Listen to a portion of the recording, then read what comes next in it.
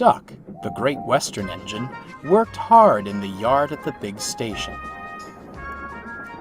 Sometimes he pulled coaches, sometimes he pushed trucks, but whatever the work, Duck got the job done without fuss.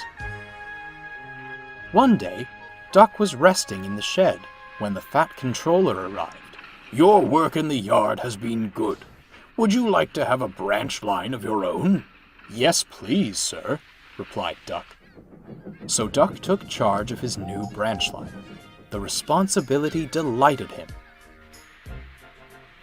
The line runs along the coast by sandy beaches till it meets a port where big ships come in.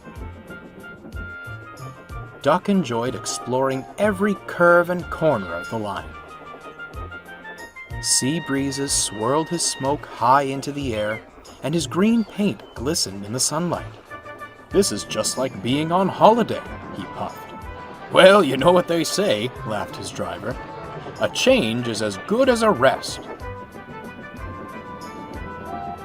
Soon, Duck was busier than ever.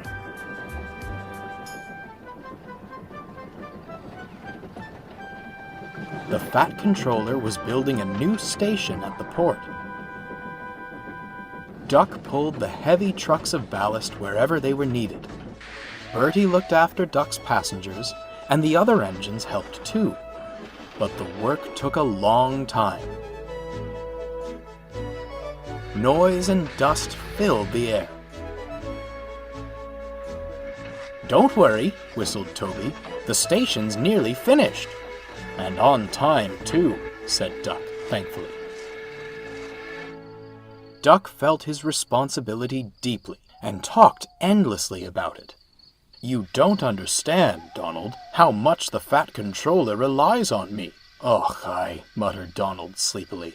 "I'm Great Western, and I—" "Quack, quack, quack." "What?" "Ye heard. Quack, quack you go. Sounds like you're an egg laid. Now wheesht, and let an engine sleep." "Quack yourself," said Duck indignantly. Later, he spoke to his driver. "Donald says I quack, as if I'd laid an egg." "Quack, do you?" pondered his fireman. He whispered something to Duck and his driver. They were going to play a joke on Donald and pay him back for teasing Duck. The engines were busy for the rest of the day, and nothing more was said.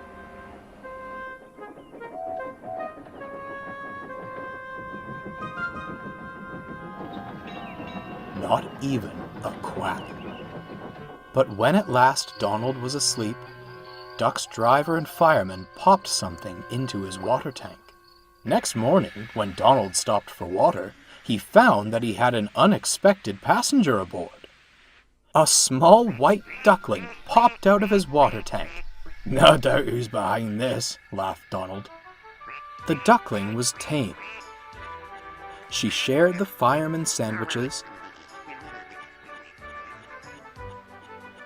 and rode in the tender. The other engines enjoyed teasing Donald about her. Presently, she grew tired of traveling and hopped off at a station, and there she stayed.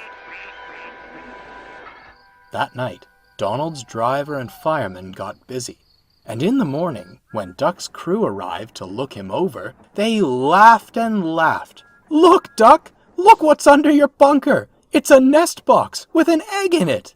Donald opened a sleepy eye.